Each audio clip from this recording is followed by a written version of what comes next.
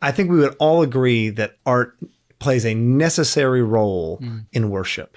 But I'm curious about what that is and how it's done correctly and incorrectly. And I'd love to hear anybody's thoughts. I mean, for me, something that's been super awesome, and it actually came out of a very bad thing, which is kind of how God works. But years ago, my lifelong priest at my parish, he was getting really old and he blacked out while he was driving. So he was in the hospital for a little bit. So we had a couple interim priests, and one of them looked around and he was like, these icons are good, but there's a lot of empty wall space. Yeah. So he had a whole big project that was his thing when he was there, was putting icons all over the wall. So you walk in and right wall icons, left wall icons, back wall icons. And icons, I love icons. I love icons too. And to get into symbolism, something that I learned about icons, which is my favorite thing, is you see Mary, and she always, I believe, is a blue undergarment with a red cloak over her.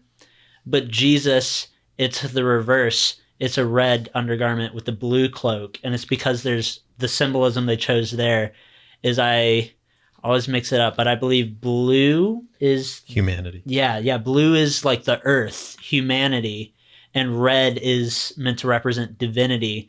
And it kind of shows like Mary is more of a human, but she has this sort of, not divinity, she's not divine, she's a human, but she has this divine beauty attributed to her through the graces and merits of her son.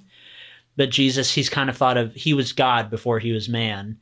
So that's why. That's interesting. So he's putting God on the underneath, cloak, but with the incarnation. He's incarnating himself with, with I had no humanity. idea. That's what Jesus on The Chosen wears the blue cloak, Right. In the Sermon on the Mount too. Oh, really? Deciding what to wear, Mary tells him to wear blue. That's art there. But That's yeah, art. and so she's clothed in red, but wearing the blue clothing. Like it's like we have to really show an icon to get it. But It's it's so cool. cool. I should have brought an icon. Yeah, I mean, they obviously should be based on either tradition or what's in the Gospels. So I mean, so the creation of Adam in the Sistine Chapel, for example, drives me crazy. Okay. Because I think that's part of the problem of like this, of what materialists call like the sky daddy problem or whatever. Because first, I like the East because they kind of solve the problem of like how to represent God. So God incarnated looks like Christ. So anytime, whether it was before his birth, like even if they have an icon, the creation of the world, it's always Christ there. And so here in the creation of Adam, first of all, you have this Zeus-looking guy that's like based on nothing. So, I mean, I don't know. So you have that character. You don't even know necessarily who he is. And then what's with the finger thing? So in the scripture, it says he breathed life into us, which is important. And so there's no touch there. I mean, it's kind of like this arbitrary drawing that means nothing. I mean, skillfully it was well done. Obviously it's well painted. There's nothing I can paint, but the message is, there's no message, there's no meaning or message there. It's into it. I dig it. So the theology of the body guy has to respectfully disagree. Super curious. It's great though, because it's two sides. This is how like diverse art is that it can, it's not so rigid to where you have to believe this exactly about art, right? I would say, in defense of the Sistine Chapel, John Paul II called the Sistine Chapel the ode to the theology of the body, right?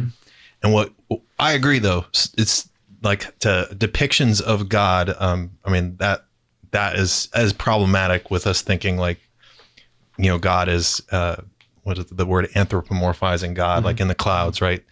But why that's significant for that is, if you look in the arm of God, you see the Sistine Chapel, that image you're talking about.